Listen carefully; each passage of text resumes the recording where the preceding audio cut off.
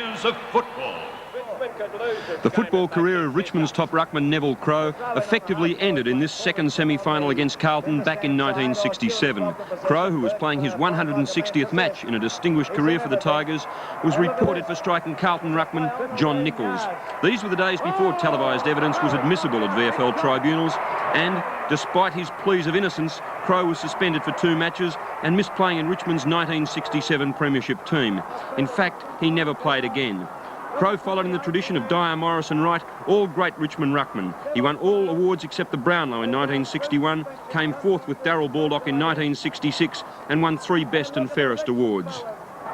Today, Neville is our guest in our Hall of Fame segment, and he talks with another old Tiger ruckman, Jack Dyer. Well, Neville, I suppose that was one of your biggest disappointments you had in football. Seemed like it at the time, Jack. It's ancient history now, of course. Yes, but looking at that, there was no TV in those days, was there?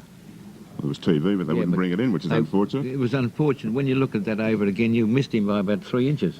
I think it was about 1.5, Jack. 1.5 inches. You did try to strike. It should have been an attempt to strike, not striking. I was just wanting to get back to take a kick, Jack. You've come through a long line of ruckmen. You had Morris, and then you got Wright, and you took over from Wright.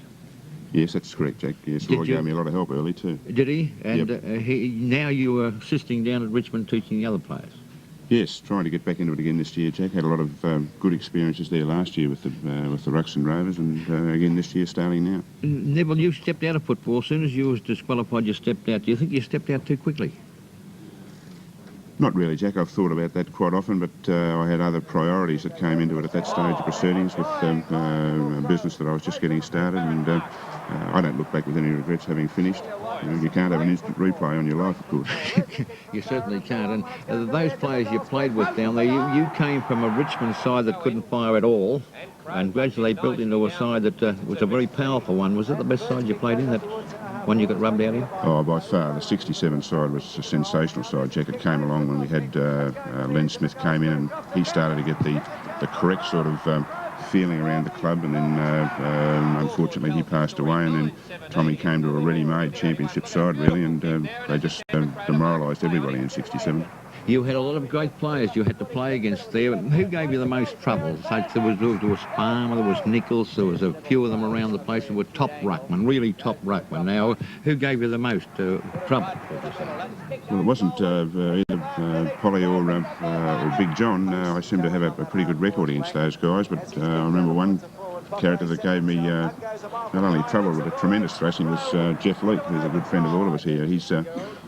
It didn't matter which way I went with Jeff. I kept running into a leg or an elbow or something, and I tried him from the front, from the back and everywhere, and I never got a touch all day. Neville, you seem to be able to control with Nichols. Like, what was it, your height or your jump in the air, or what was it?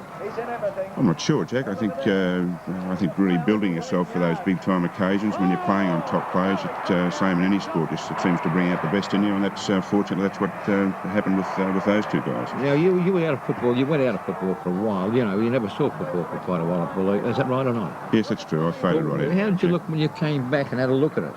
Did you see any changes at all, or did you get surprised? Yes, Jack. It was I saw dramatic changes in, I think, the pace of the game, which I think everyone talks about. It's quite common, and the development of the skills. It was quite a different brand of football, particularly after not looking at it and being around it for probably 12, 15 years. And what do you think was the most impressive? Any improvement? Has it gone backwards or forwards? I think it's always going to go forwards, Jack. I think as the skills develop, there may be certain cycles take place, but I think the game is always going to be a magnificent spectacle, and that's what it's all about. And I think most of the developments are certainly going to continue to make it that. And what was your biggest triumph in the game, which you liked most of all? Oh, I suppose a sequence of things, Jack. I got a tremendous buzz out of winning Richmond's Best and Fairest. I think that stays with me, and then in '66 I had the honour of carrying the flag for Victoria in the carnival, and that in itself was a big thrill. And then to cap it off, I was fortunate enough to get an All-Australian blazer, so that really was some of the highlights. Neville, you were a credit to the game, and you played the game very fairly. Bad luck to go out on a note that you got disqualified for not hitting a fella. That's the worst thing, Jack. I think everyone remembers me for missing him. You said... I'd like another chance. I'd get him next time. They had TV in his day. I know, but they weren't allowed to put it on the TV. They would have had crystal sets in your day, would they? Let's talk about Collingwood, if you don't mind. I'll have a bit of a talk. Go on. Listen, Nev, what about doing the white-head elephant for us? Well, I thought you'd save that up for me. Last time you destroyed me with that one. Now I'm saving it up for the radio show. I'll have more impact there. Going to show it on the radio show, eh? Good on you, Nev. Look at Davis told me to say that. He's seen you in action with it. I tell me it's a classic. Yes, I think you did it better than I did, though, Jim. Yeah. For all you people at home, it's a very funny gag. I'm not going to say what it is, Gordon. I wouldn't dare say that. It's a beauty jag, isn't it? Oh, it's a ripper. Better than the one-armed fiddler, isn't it? It's about the same.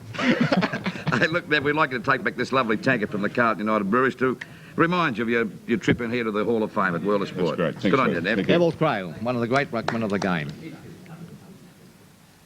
Carlton and United Breweries is proud to be associated with Seven's Hall of Fame.